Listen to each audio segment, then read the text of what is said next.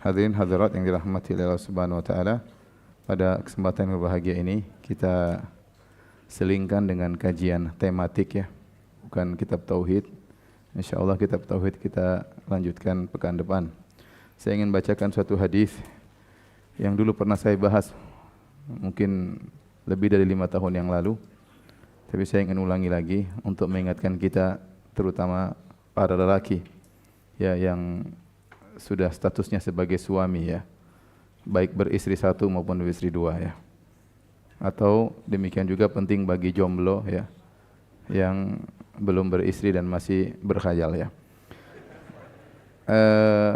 Saya akan bacakan suatu hadis yang dibawakan oleh Imam Al-Bukhari dalam sahihnya dalam bab husnil muasyarah ma'al ahl. Bab tentang bagaimana mempergauli istri dengan baik, mempergauli istri dengan baik.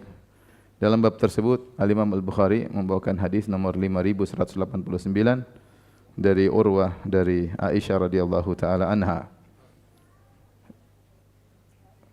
Qalat, Aisyah berkata, Jalasa ihda asyrata imra'atan fata'ahadna wa ta'aqadna alla yaktumna min akhbari azwajihinna syai'a. Berkumpul 11 wanita, kemudian mereka bertekad dan berjanji untuk tidak menyembunyikan berita tentang suami mereka sedikit pun. Jadi kumpul 11 orang wanita, 11 orang istri, mereka bersepakat untuk bergibah ria ya. Bersepakat untuk apa? Bergibah ria. Yang mereka gibahi adalah suami-suami mereka sendiri. Bahkan mereka berjanji untuk tidak menyembunyikan sedikit pun dari kabar-kabar tentang suami mereka. Ya, dan inilah kebiasaan buruk para wanita ya. Kalau sudah kumpul yang diceritain suami-suaminya ya. Dan tentu ini adalah majelis yang haram, majelis yang dimurkai oleh Allah Subhanahu wa taala. Dan di sini ada 11 istri. Masing-masing akan menceritakan tentang suaminya. Berarti ada 11 tipe suami ya. Antum perhatikan antum tipe nomor berapa ya? Mudah-mudahan bukan nomor 7 ya. Mudah-mudahan bukan nomor berapa? Nomor 7. Apa nomor 7 tunggu aja ya. Sebentar. Siapakah 11 wanita ini? Maka ada khilaf di kalangan para ulama. Ada yang mengatakan mereka adalah dari negeri Yaman, ada yang mengatakan mereka adalah para wanita di zaman jahiliyah. Intinya ya, ini adalah wanita-wanita sebelum para sahabiat ya. Tentunya 11 wanita ini bukanlah kebiasaan, bukanlah para sahabiat, tetapi Aisyah menceritakan tentang wanita-wanita zaman dahulu. Dan Aisyah menggibah mereka, iya. 11 wanita itu sedang gibah enggak? Gibah. Aisyah menggibah mereka, tetapi ini gibah yang dibolehkan karena tidak diketahui siapa mereka. Kalau kita bercerita kepada orang lain, tadi ada orang di jalan kurang ajar, dia begini, enggak ada masalah karena orang tidak tahu siapa yang dimaksud. Tapi kalau kita bilang namanya si fulan, nah itu namanya gibah, tidak boleh. Tapi kalau kita bercerita tentang seseorang dan tidak diketahui siapa dia, maka ini gibah yang dibolehkan karena tidak diketahui siapa yang dimaksud. Aisyah menyebutkan tentang 11 wanita ini dan tidak tahu siapa 11 wanita tersebut. Baik, perhatikan dari pertama. Qalatil ula, berkata istri atau wanita yang pertama. Zauji lahmu jamalin ghassin ala ra'si jabalin wa'rin la sahlin fayurtaqa wa la saminun fayuntaqal. Dia berkata, suamiku adalah seperti daging onta yang kurus. Suamiku seperti daging onta yang kurus yang terletak di atas puncak gunung yang terjal, susah untuk didaki. La sahlun fayurtaqa, tidak mudah untuk didaki, wala saminin fayuntaqal, dan juga tidak gemuk untuk mau dibawa pulang. Apa maksudnya? Antum tahu tidak? Tidak tahu ya, jangan-jangan antum ini. Jadi wanita pertama mengatakan zauji lahmu jamalin ghassin. Suamiku itu seperti daging onta yang kurus ya. Ala ra'si jabalin wa'rin. di atas puncak gunung yang susah untuk didaki. La sahlin fayurtaqa, tidak mudah untuk mendaki gunung tersebut supaya bisa sampai di puncak gunung mengambil daging. Wala saminin fayuntaqal, kalau sudah sampai di atas mau dibawa pulang juga dagingnya sedikit. Ya. Maksudnya wanita ini menjelaskan suami saya sangat pelit. Suami saya sangat pelit. Karena kita tahu namanya daging, ya, di orang-orang Arab daging yang paling jadi favorit adalah daging kambing. Nabi sukanya daging apa? Daging kambing. Ya. Sebagian mereka juga mendahulukan daging sapi daripada daging onta. Daging onta kenyal, keras, alot. Ya. Sehingga menunjukkan suamiku itu daging, tapi daging apa? Onta, bukan kambing. Tidak menarik. Ya. Kalau daging onta semua orang senang. Yang kedua selain daging onta, kemudian onta yang kurus. Sudah kurus, letaknya di mana? Di atas gunung. Gunungnya penuh dengan sulit untuk didaki. Maksudnya apa? Suamiku pelit. Kalau saya ingin minta sesuatu, sulit untuk mendapatkan sesuatu tersebut. Harus dirayu, diomongin. Sudah saya rayu setengah mati, nanti pun dia keluarkan cuma 5.000. Sedikit. Yang dia berikan cuma apa? Sedikit. Jadi susah mendaki gunung tersebut. Kalau sudah sampai di puncak gunung, berhasil mendapatkan, cuma mendapatkan apa? Sedikit. Mau dibawa pulang, turun lagi ke bawah gunung juga setengah mati. Itulah suami saya. Dan ini adalah tipe suami yang buruk, ya. Tipe suami yang buruk. Kita sebagai seorang suami hendaknya jangan pelit kepada istri, karena apa yang kita keluarkan buat istri kita berpahala di sisi Allah Subhanahu wa taala. Kata Nabi sallallahu alaihi wasallam, "Lasta tunfiqu nafaqatan tabtaghi biha wajha Allah illa ujirta biha hatta luqmata taj'aluha fi famra'atik." Tidak ada, ya, suatu sedekah pun yang kau keluarkan, suatu harta yang kau keluarkan kau mengharap wajah Allah kecuali kau dapatkan pahala. Bahkan suapan yang kau suapkan ke mulut istrimu. Ini sering saya sampaikan bahwasanya kita menyuap istri saja itu dapat pahala. Padahal seorang laki sedang menyuap istri itu lagi sedang mesra-mesranya. Bisa jadi dia tidak memikirkan tentang akhirat sama sekali. Tetapi kalau dia ikhlas dalam menyuap istri, lagi benar-benar mesra, lagi bercanda sama istrinya, dia suap istrinya, dia niatkan karena Allah dapat pahala. Itu kalau sesuap nasi, apalagi yang lainnya, ya. Makanya dalam hadis juga Nabi SAW, dinarun, dan Sahih Muslim, dinarun anfaqtahu fi sabilillah. Satu keping dinar yang kau infakkan di jalan Allah. Satu keping dinar yaitu 4,4 gram emas. Wa dinarun anfaqtahu fi raqabah. Satu keping dinar yang kau keluarkan untuk memerdekakan budak. Wa dinarun tasaddaqta bihi ala miskin, dan satu keping dinar yang kau sedekahkan untuk orang miskin. Wa dinarun anfaqtahu ala ahlik, dan satu keping dinar yang kau infakkan untuk keluargamu, untuk istrimu. Ya. A'dhamuha ajran alladhi anfaqtahu ala ahlik, yang paling besar pahalanya adalah yang kau infakkan untuk istrimu. Kenapa? Karena berinfak kepada keluarga hukumnya wajib. Adapun berinfak untuk fisabilillah, berinfak untuk budak, berinfak untuk fakir miskin, hukumnya sunnah. Nah, kita seringkali kalau kita sudah mengeluarkan uang untuk di jalan-jalan kebaikan, kita merasa dapat pahala. Tetapi kalau kita keluarkan uang untuk istri, untuk anak, keperluan mereka, seakan-akan kita tidak dapat pahala. Padahal ini dapat pahala. Dan itu kewajiban. Para ulama mengatakan yang wajib lebih disukai oleh Allah daripada yang sunnah. Oleh karenanya seorang jangan pelit-pelit kepada istrinya. Dengar bapak-bapak? Jomblo-jomblo? Ya, jangan sampai antum seperti daging onta, ya, yang kurus berada di puncak apa? Gunung. Baik, kita lanjutkan, ya. Sekarang ghibah wanita yang kedua. Mudah-mudahan juga bukan antum. Antum yang ketujuh, dengar nanti. Yang kedua, zauji la abuthu khabara. Inni akhafu alla adhara. In azkurhu azkur ujarah wa bujarah. Yang kedua ini dia menyelisih janji. Dia berkata, suamiku, ya, la abuthu khabara. Aku tidak mau cerita tentang suamiku. Padahal perjanjiannya tadi tidak boleh ada yang sembunyikan apa? Sedikit pun tentang suaminya. Baik atau buruk cerita semua. Tapi istri yang kedua ini, wanita yang kedua, dia menyelisih kesepakatan. Dia mengatakan, zauji la abuthu khabara. Suamiku aku tidak mau ceritakan tentang kabarnya. Inni akhafu alla adhara. Saya khawatir aku tidak mampu meninggalkannya, kata para ulama. Dia khawatir kalau dia gibain suaminya, terus beritanya sampai kepada suaminya, dia langsung dicerai. Kalau saya dicerai, saya tidak mampu untuk diceraikan olehnya. In azkurhu, kalau saya mau cerita tentang suamiku, azkur ujarah wa bujarah. Saya akan ceritakan semuanya. Ujarah yaitu urat-urat yang kelihatan dari luar tubuh, bujarah yaitu aib-aib urat-urat terlihat dalam tubuh. Artinya aib-aib yang nampak dan aib yang tersembunyi dari suamiku saya tahu. Kalau saya mau cerita, saya akan cerita semuanya. Namun wanita kedua ini memberi gambaran bahwasanya suaminya sangat parah ya. Sangat parah.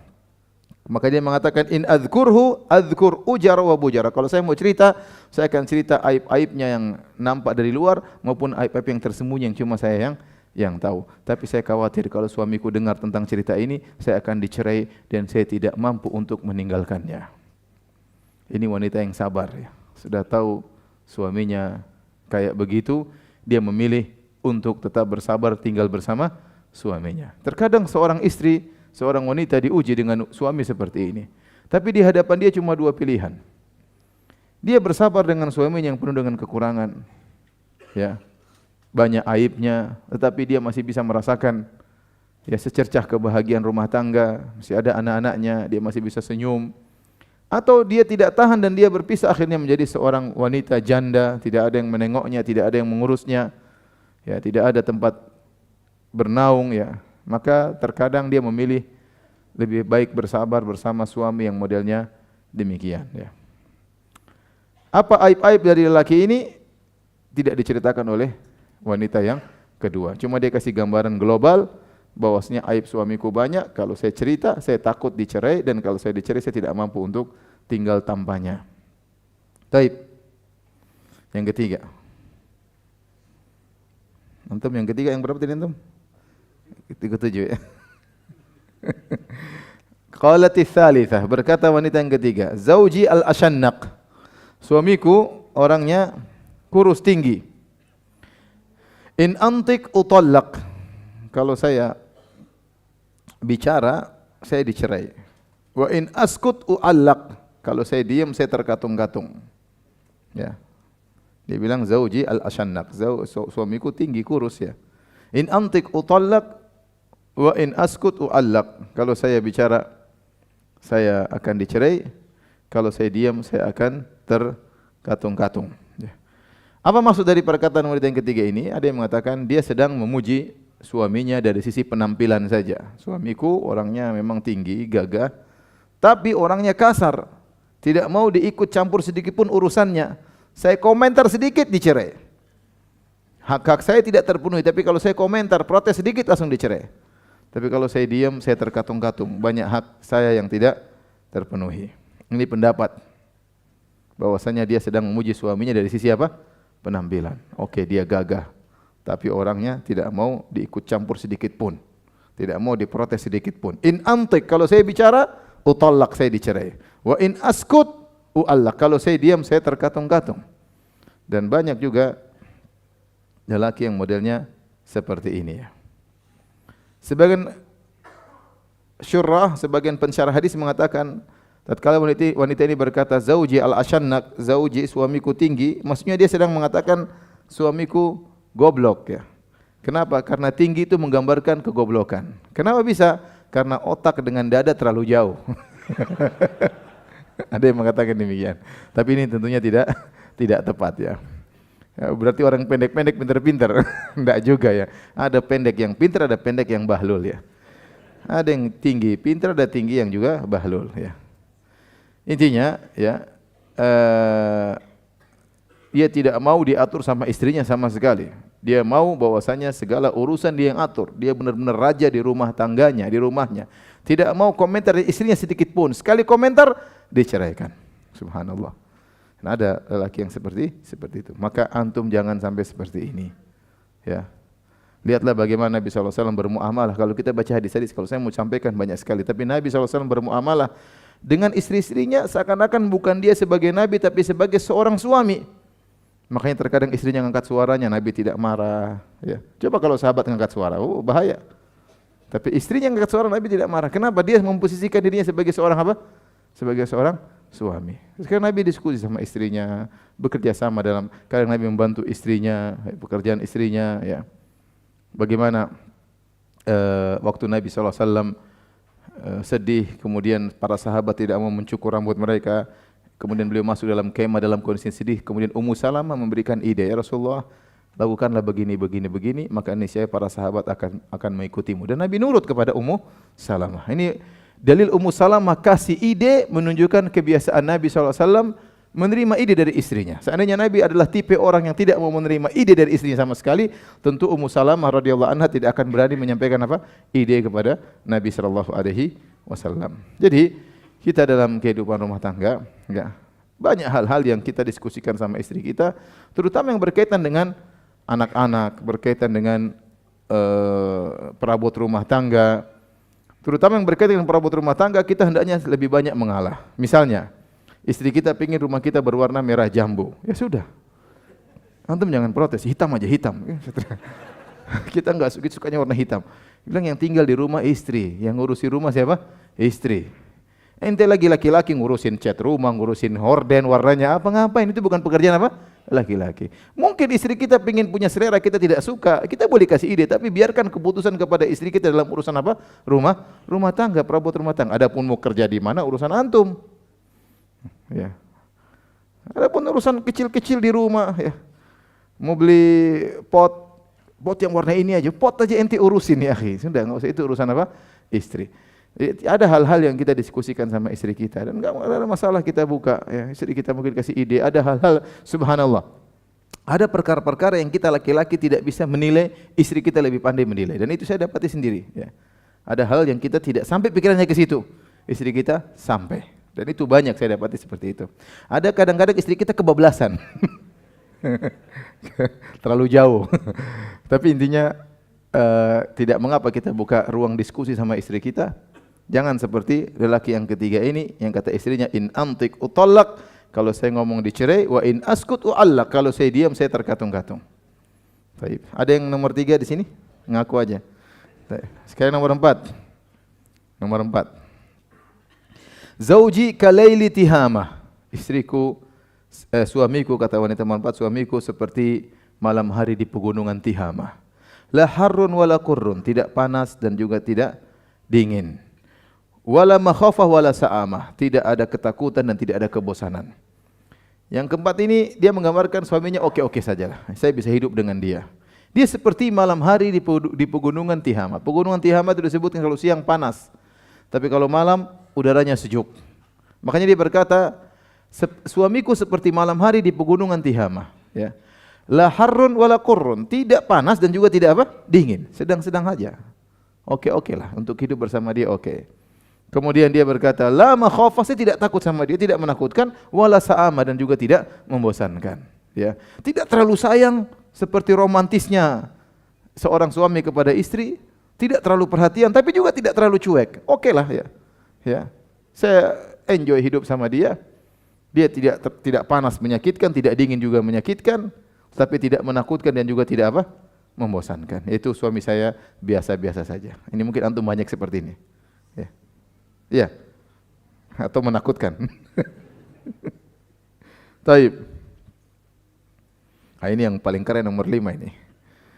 Qalatil khamisah. Berkata wanita yang kelima. Yang keempat mulai memuji. Yang satu mencela, dua mencela, tiga mencela, ya, 4. Oke, yang kelima, zauji in dakhala fahid wa in kharaja asid wa la yas'alu amma ahid. Suamiku kalau masuk rumah seperti macan, kalau keluar rumah seperti singa, dan dia tidak pernah bertanya-tanya tentang apa yang dia dapati. Apa maksudnya ini? Kebanyakan atau banyak dari syurahul hadis, para pensyarah hadis mengatakan ini wanita kelima sedang memuji suaminya. Dia mengatakan, suamiku in dakhala fahid, kalau dia masuk dia seperti macan. Maksudnya macan apa? Dia kuat, gagah. Isyarat bosnya dia suka berhubungan denganku. Dia tidak tahan kalau melihat aku, ingin selalu berhubungan dengan diriku. Maka dia seperti apa? Macan. Kalau sudah berhubungan dia kuat seperti apa? Macan. Ya. Kemudian apa? Bukan berarti dia sangar, suka macan yang suka mukul, enggak. Wa in kharaja asid, bukan berarti dia cuma sangar dalam rumah, ternyata kalau dia keluar lebih sangar lagi. Asid, seperti singa. Jadi suami saya suami yang gagah. Dan di antara sifat yang menarik dari suami saya, wala yas'alu amma ahid, dan dia tidak suka tanya-tanya tentang apa yang dia lihat.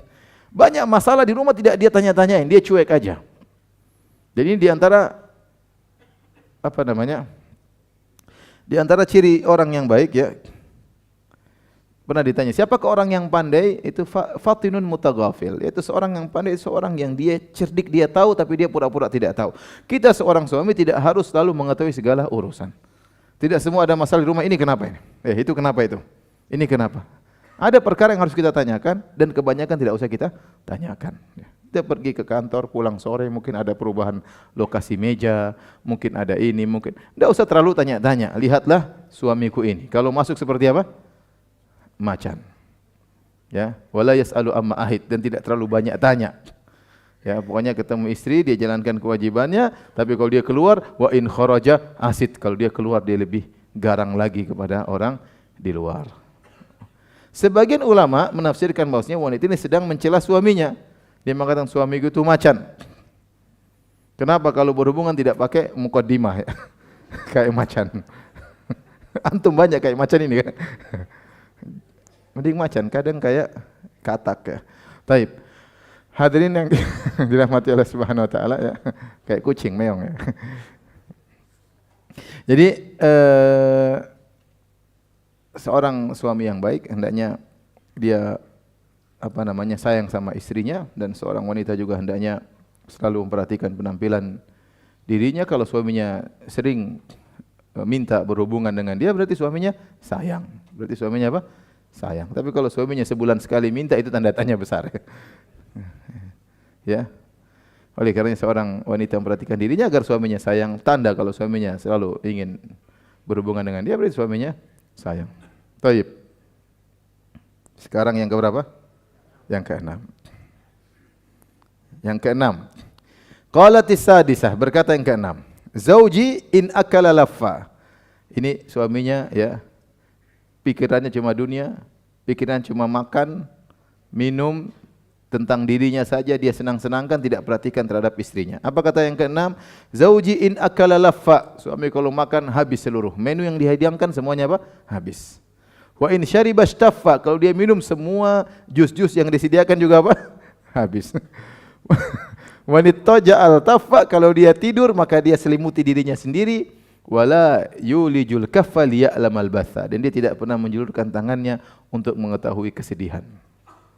Ini dia cerita tentang suaminya yang hanya memikirkan dirinya sendiri, tidak perhatian terhadap istrinya. Yang penting dia makan, kalau dia makan banyak. Kemudian yang penting dia minum, kalau dia minum banyak, kalau dia mau tidur, sudah yang penting dia berselimut, istrinya mau pakai selimut enggak urusan. Dan istrinya lagi sedih tidak dia pedulikan. Wala yulijul kaffa liya'lamal batha, tidak pernah dia bilang nak taruh tangannya di dada istrinya, gimana sayang, ada apa hari ini? Kenapa kau bersedih? Suami tidak pernah pedulikan. Antum jangan seperti itu ya. Nabi SAW, kebiasaan Nabi sebelum tidur beliau ngobrol sama istrinya, sebagaimana perkataan Ibnu Abbas radhiyallahu anhuma, kuntu bitu inda khalati Maimunah fatahaddatsa Nabi sallallahu alaihi wasallam ahli sa'atan thumma raqada. Aku tidur di rumah bibiku Maimunah, istri Nabi sallallahu alaihi wasallam, dan aku mendengar Nabi sallallahu alaihi wasallam ngobrol dengan istrinya beberapa saat baru kemudian apa? Tidur ya. Oleh karenanya di antara keindahan kehidupan berumah tangga, kita nyambung ngobrol sama istri. Itu harus kita hidupkan para ikhwan. Kalau antum tidak bisa nyaman ngobrol sama istri, antum seorang suami yang menderita. Saya ulang ya. Kalau antum tidak nyaman ngobrol sama istri, berarti antum sedang apa? Menderita. Antum hanya nyaman kalau ngobrol sama teman-teman. Antum hanya nyaman kalau keluar ke sana ke sini. Ya. Kalau pulang ke rumah enggak pengin ngobrol sama istri. Itu antum tidak nyaman. Maka antum harus hidupkan ya bisa nyaman sama istri. Sehingga kalau kita keluar rumah pengin pulang ketemu istri. Sampai rumah istri kita ngobrol sama istri. Dan saya sering sampaikan, kalau kita ngobrol sama istri, pembahasan yang nyambung-nyambung aja ya, pembahasan tentang apa tentang apakah ya. Enggak usah bilang, sayang, kamu pilih nomor 1 atau nomor 2. Ngapain? Enggak usah. Ngapain? Menurut saya ini gubernur bagaimana? Enggak usah bahas-bahas itu, ngapain? Itu bikin pertikaian dan apa? Perpecahan ya. Enggak usah, kita ngobrol tentang anak, tentang rumah. Ngobrol-ngobrol aja yang menyenangkan ya. Saya juga enggak mungkin pulang ke rumah saya bilang, sayang, itu hadis dhaif, ada rawinya namanya. Ya, subhanallah.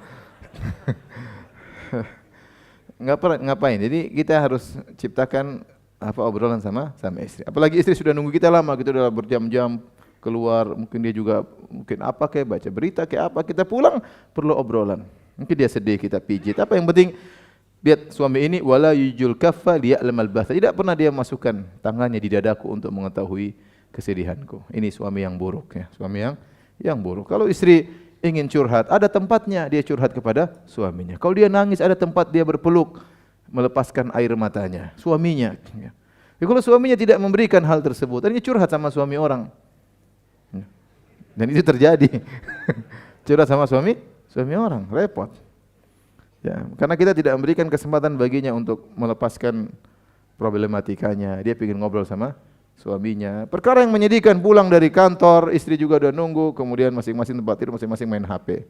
Subhanallah, istri main HP, suami main HP. Anaknya nangis dikasih HP juga, selesai.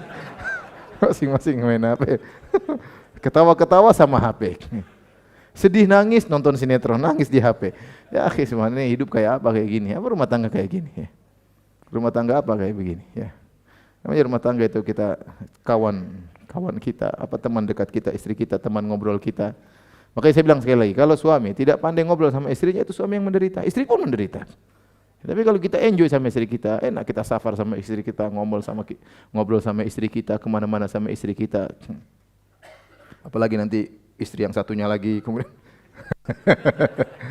Baik, kita lanjutkan. Kemudian ini yang keberapa sekarang? Ini yang dinanti-nanti. Siapa tahu antum ya, mudah-mudahan tidak. Qalatis sabi'ah, berkata istri wanita yang ketujuh. Zauji ghayaya au ayaya tabaqa. Suamiku bahlul dan goblok. Kullu da'in lahuda. Semua penyakit yang tersebar di suami-suami terkumpul pada dirinya. Ente mau bicara apa saja, suami kayak gimana, suamiku itulah orangnya. Kullu da'in lahuda. Semua penyakit terkumpul pada suamiku. Syajjaki au fallaki, dia pukul kepalamu, atau dia pukul badanmu, au jama'a kullan laki, atau dia pukul semuanya kepala dan badan, dia tidak peduli. Subhanallah. Ya. Ada yang mengatakan goyaya itu goblok, ayaya tidak mampu untuk berhubungan. Yaitu tidak mampu untuk melayani istrinya ya. Saya waktu ngabis ngisi pengajian ini sampai suami yang ke-11, terus ada seorang yang kirim SMS sama saya. Kayaknya saya nomor 7 katanya. Kasihan banget ya. Jadi ini dia menceritakan, ini paling parah nomor 7 ini. Jadi suami saya itu semuanya keburukan ada pada dia. Seluruh aib yang bisa tergambarkan pada seorang suami, maka ada pada suami saya. Dia kumpulkan kegoblokan, kemudian lemah syahwat, kemudian suka mukul. Dan itu kadang-kadang orang yang suka mukul tanda goblok. Ya. Dia tidak bisa menangani istrinya. Ya. Dia tidak bisa berdiskusi sama istrinya. Dia main tangan aja. Orang otaknya pendek berarti. Ya. Dan ini ada pada suami nomor berapa? Nomor 7. Mudah-mudahan bukan antum ya. Qalatis tsaminah, berkata ya. Ya akhi, subhanallah, ngapain kita pukul istri ya akhi? Kita boleh pukul istri kalau memang sudah sangat parah ya. Asalnya kita nasihati dulu, kata Allah Subhanahu wa taala, wallati takhafuna nusyuzahunna fa'idhuhunna wahjuruhunna fil madaji'i wadribuhun fa in ata'nakum fala tabghu 'alaihinna sabila innallaha kana 'aliyan kabira. Kata Allah, dan wanita-wanita yang kalian takut pembangkangannya, nusyuz itu artinya irtifa, dia merasa tinggi, tidak nurut kepada suami, dan itu kadang menimpa para wanita. Maka apa yang kita lakukan? Fa'idhuhunna, nasihati. Nasihati, apa yang nasihat ingin dia baik. Caranya nasihati bagaimana? Niat kita agar dia baik. Berarti nasihatnya jangan depan anak-anak, jangan depan teman-temannya, jangan dengan angkat suara keras, jangan lagi kita lagi marah, kita ajak ngobrol berdua sebelum tidur. Ya, ngobrol dengan kepala dingin. Kita ingin nasihati. Adapun nasihat di depan teman-temannya, ya, sampai ngelempar dia depan teman-temannya, dan itu benar-benar sang wanita merasa hancur ya. Selama ini suami yang dia bangga-banggakan ternyata mencak-mencak marah-marah sama dia di hadapan teman-temannya. Dan juga tidak boleh kita marah-marah sama istri kita di hadapan anak-anak. Anak-anak kasihan psikologisnya ya, terganggu lihat bapaknya seperti itu. Apalagi istrinya juga ngelawan, anak-anak juga melihat ya. Tahu-tahu istrinya, ibunya ternyata pegang kerah bapaknya gini. Masya Allah. Jadi ada kasus, saya pernah hadapi kasus seorang istri ternyata berani sama suaminya. Ditelusuri, ternyata dia anggap itu biasa. Karena dia sedang melihat ibunya kurang ajar sama apa? Bapaknya. Jadi dia secara tidak langsung sang anak belajar. Tapi kalau antum lihat keluarga tenang, anak-anak tenang, suami tenang, ibu tenang, anak-anak juga begitu nanti. Kita memberikan pengaruh akhlak kepada anak-anak. Tapi kalau kita tiap hari teriak-teriak, anak-anak biasa akhirnya teriak-teriak. Kenapa bapak ibunya suka teriak-teriak? Kalau marah banting sana, anak-anak juga demikian emosional, banting sana, banting sini. Kenapa kita yang ngajarin mereka? Oleh karenanya seorang laki-laki jangan main pukul, nasihat dulu. Kalau nasihat tidak bisa baru boikot ya, menghajar. Kalau hajar tidak bisa baru pukul, dorban goyer mubarrih ya. Pukulan dengan pukulan yang ringan, bukan pukulan yang membekas, bukan pukulan mematahkan tulang, bukan pukulan yang buat jadi gemuk tiba-tiba, bengkak, enggak. Pukulan yang beri pelajaran karena tujuan kita memukul adalah mendidik, bukan untuk merusak ya, bukan untuk merusak. Baik, kita lanjutkan. Sekarang yang berapa? Yang 8. Baik. Qalati tsaminah, berkata yang ke-8, zauji al-massu massu arnab. Suamiku sentuhannya sentuhan kelinci, Masya Allah. Warihu rihu zarnab, baunya aroma bunga zarnab, yaitu tumbuhan yang harum. Dia memuji suaminya, Masya Allah suaminya lembut, dan ini yang disukai oleh wanita. Kelembutan apa? Kelembutan suami. Sampai dia katakan suamiku seperti kelinci. Orang semua dengan kelinci senang, melihatnya tertarik, ingin menyentuhnya. Disentuh ternyata lembut. Itulah suamiku. Jadi antum boleh kalau di luar kayak singa, tapi di rumah jangan jadi macan. Jadilah seperti kelinci yang senang, enak untuk dilembut, tertarik untuk dilihat. Istri ingin mendekat kepada antum, merasa nyaman sebagaimana seekor kelinci. Kalau didekati ternyata baunya harum. Dan itu sunnah Nabi SAW. Nabi SAW memperhatikan aroma tubuhnya. Kana yashtaddu alaihi an tujada min hurih. Adalah Nabi SAW kata Aisyah, merasa berat kalau tercium dari tubuhnya aroma yang tidak enak. Nabi enggak suka. Bahkan dalam kasus Nabi pernah mengharamkan madu. Kenapa? Karena waktu Nabi makan madu, kemudian salah seorang istrinya berkata, akal tal maghafir, apa kau makan maghafir? Maghafir itu buah yang tidak, tumbuhan yang baunya tidak enak, semacam kalau kita pete lah, bau yang tidak enak. Kata Nabi, akhirnya Nabi mengatakan, saya haram makan minum madu lagi karena menimbulkan bau yang tidak enak. Nabi tidak suka ada bau tidak enak dari tubuhnya. Makanya kata Aisyah radhiyallahu taala anha, kana Nabi sallallahu alaihi wasallam idza dakhala al-bait bada'a bisiwak. Adalah Nabi sallallahu alaihi wasallam kalau masuk rumah yang pertama dilakukan siwak. Kenapa? Nabi ingin bertemu dengan istrinya dengan penuh kesegaran. Bayangkan Nabi bersiwak, ingin bertemu Allah. Nabi bersiwak dalam solatnya dan ketemu istrinya Nabi apa? Bersiwak. Berarti Nabi khususkan siwak untuk bertemu dengan istrinya. Berarti Nabi sallallahu alaihi wasallam suka dengan aroma yang wangi. Oleh karenanya seorang laki kalau pulang dari kerjaan jangan lupa ya bersih-bersih, mandi dulu, parfumkan dulu diri, baru kemudian peluk-peluk apa? Istrinya. Adapun masih bau tidak enak kemudian sayangku terus mulut bau busuk, aduh. Ya. Sayang jadi istrinya mau peluk juga sambil tahan napas. Janganlah. Oleh karenanya subhanallah. Apa susahnya kita sikat gigi? Odol murah kok, tidak mahal.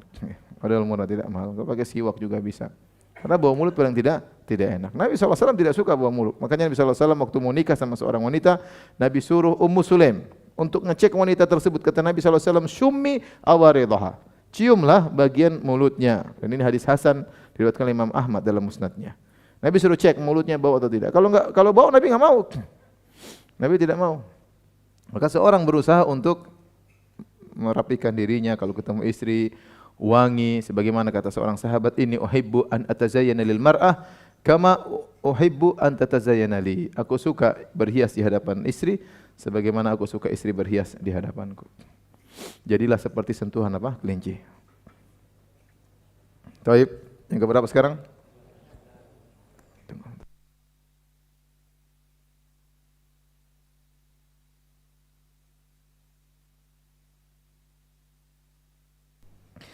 Yang ke-9, pujian lagi. Qalatit tasi'ah, berkata wanita yang ke-9, zauji rafi'ul imad. Suamiku rumahnya tinggi. Imad maksudnya tiang rumah. Maksudnya suamiku tinggi. Tawilun nijat, memiliki sarung pedang yang panjang. Berarti suaminya tinggi, rumahnya besar. Kalau sarungnya panjang enggak mungkin dia pendek ya. Kalau dia pendek, sarung pedangnya pendek, panjang ya repot kan? Berarti dia sarung pedangnya panjang, berarti dia orang yang tinggi. Tawilun nijat, azimur rimat, debunya besar kalau di rumah. Artinya dia suka masak-masak. Sampai debu itu tiap hari banyak. Debu habis bakar kayu bakar. Qaribul baiti minan nar, dan rumahnya dekat dengan tempat pertemuan. Ini wanita ini menggambarkan tentang suaminya yang gagah, rumahnya luas, suka menjamu tamu, sampai sering menjamu tamu sampai debu banyak sekali, debu di dapur ya karena banyak kayu yang dibakar. Dia ingin sampaikan suaminya dermawan. Ya, suaminya apa? Dermawan, gagah dan dermawan. Rumah luas ya. Baik, kita lanjutkan. Qalatil ashirah, berkata wanita yang ke-10. Sama dia memuji. Dia berkata, zauji malikun. Suamiku namanya si Malik. Wa ma Malik? Tahukah kamu siapa si Malik? Malikun khairun min dzalik. Malik itu lebih baik daripada yang dipersangkakan. Dia orangnya baik. Suamiku si Malik orang yang baik, lebih baik daripada yang dipersangkakan oleh banyak suami. Lahu ibilun katsiratul mabarik, qalilatul masarih. Sungguhnya suamiku itu memiliki unta-unta yang banyak, yang tempat kandangnya banyak, adapun tempat gembalaannya sedikit. Apa maksudnya? Tempat kandangnya banyak, tempat gembalanya sedikit. Artinya banyak unta-unta tersebut sebelum sempat digembalakan sudah disembelih. Sebelum sempat digembalakan sudah apa? Disembelih. Berarti dia orang kaya, suka jamu tamu, suka nyembelih apa? Unta. Sampai dia berkata, "Idza sami'ta sautal mizhar aiqanna annahunna hawalik." Seandainya unta-unta tersebut mendengar suara tukang jagal datang, maka mereka yakin mereka bakalan binasa, yaitu bakalan disembelih. Karena kebiasaan si Malik suka menyembelih unta-unta untuk diberikan kepada para tamu, diberikan kepada tetangga. Ini suaminya juga dermawan, ya, suami juga dermawan, kaya raya. Taib. Terakhir yang ke-11, suami yang terbaik. Ya. Suami yang terbaik. Qalat al-hadiyatu asyarah, berkata wanita yang ke-11. Zauji Abu Zara, suamiku namanya Abu Zara. Wa ma Abu Zara? Tahukah kamu siapa Abu Zara? Anasa min huluyi udhunayya, dia telah memberikan anting di telingaku, memberatkan telingaku dengan apa? Anting. Berarti dikasih apa? Emas.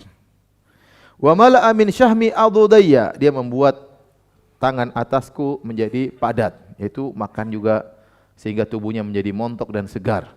Artinya dikasih makan, dikasih emas.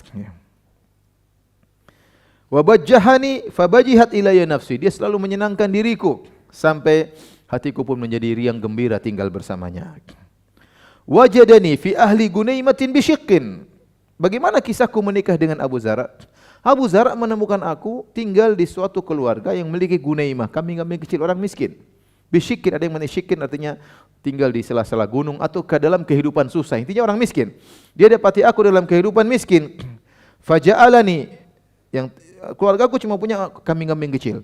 Faja'alani fi ahli sahilin wa atitin. Kemudian dia pindahkan aku, dia nikahin aku, maka dia pindahkan di rumah yang situ terdengar suara-suara kuda dan suara-suara onta. Orang kaya. Tadinya cuma dengar suara embek. Pindah ke rumah terdengar suara apa? Kuda. Sama atit suara onta, sahil suara kuda. Wada'isin wa munak, dan aku juga mendengar suara penggiling gandum. Ini orang kaya. Kemudian suara hewan-hewan yang lain. Fa indahu, tatkala itu aku berkata fala uqabbah, aku tidak akan pernah dicela oleh suamiku. Dan benar. Ini Abu Zara ini enggak pernah mencela, enggak pernah dasar gembrot, dasar pesek, enggak pernah. Enggak pernah cela, dasar tukang tidur, enggak pernah mencela istrinya sama sekali. Aku tahu suamiku begitu baik, fa indahu aqulu fala uqabbah, aku tidak akan dicela oleh suamiku sama sekali. Makanya hati para suami jangan suka mencela apa? Istri, ya. Dasar ini, dasar gembrot, dasar bahlul, dasar ini, oh jangan, sudahlah. Nasihat baik-baik, tidak usah. Kemudian kita cela, apalagi kita cela tubuhnya, apalagi kita cela wajahnya. Benar-benar hatinya teriris-iris tatkala suaminya mencela apa? Wajahnya. Ya, dasar ompong misalnya, jangan. Sudah tua kita bilang dasar ompong, kasihan. Ya. Kemudian fala uqabbah wa arkudu fa atasabbah. Aku tidur sampai pagi. Maksudnya apa? Dia kalau udah tidur nyaman. Kenapa? Karena semua pekerjaan telah dikerjakan oleh pembantu. Tidak ada malam-malam bangun, tidak ada, tidur sampai puas. Jadi nyaman, dia tinggal di rumah orang kaya, kemudian ada pembantunya. Wa ashrabu fa ataqannah, dan aku minum dan aku sampai hilang dahagaku. Artinya aku tidak membutuhkan lagi yang lain. Semuanya dipenuhi, suamiku sangat baik sekali.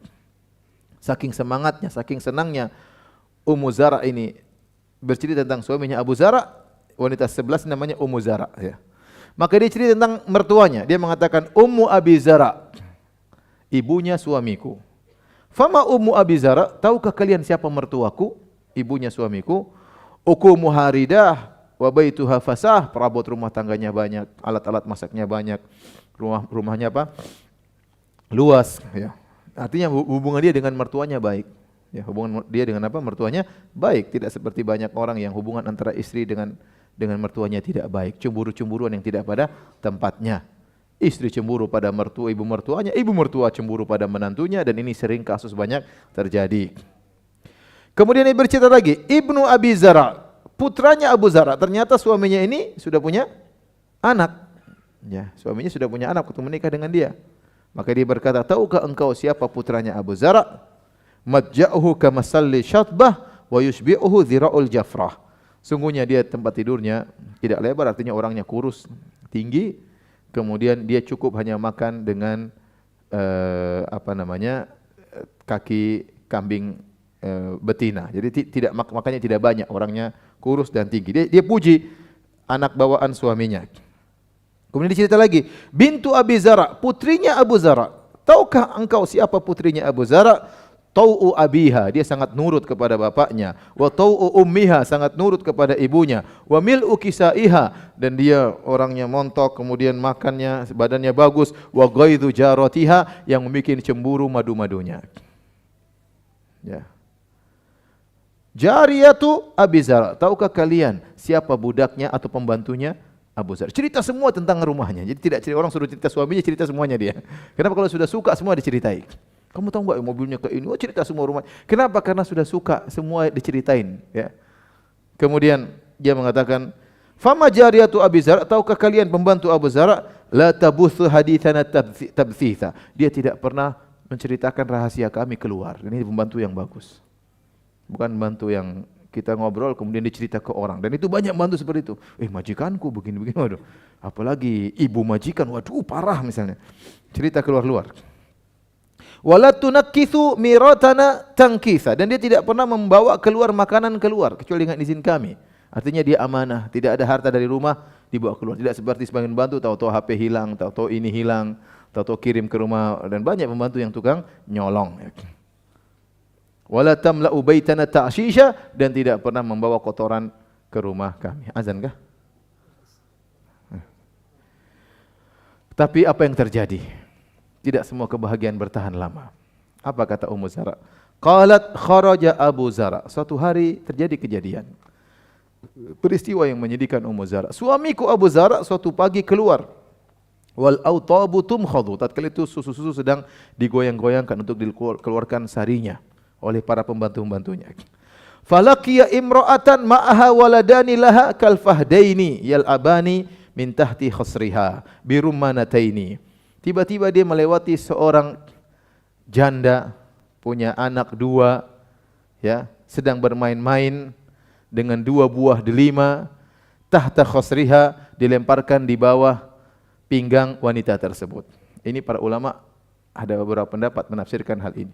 Jadi mengatakan, kata Ummu Zara, suamiku melihat seorang wanita janda punya anak dua sedang bermain-main seperti fahad, yaitu seperti macan-macan kecil, yang macan-macan kecil tersebut sedang bermain dengan dua buah delima di bawah pinggang sang wanita. Lanjutin, azan dulu. Baik hadirin dan hadirat Allah Subhanahu wa taala, Abu Zara ternyata bertemu dengan seorang janda beranak dua yang sedang bermain-main dengan ibunya. Mungkin dia lewat. Ini ingat, ini zaman jahiliyah ya, bukan zaman para sahabat. Tahu-tahu dia melihat dua anaknya sedang bermain dengan biru manatain, dengan dua buah delima tahta khisriha. Khisrir artinya pinggang. Apa maksudnya kata Ibnu Hajar? Mungkin maksudnya wanita tersebut sedang duduk, sedang berbaring.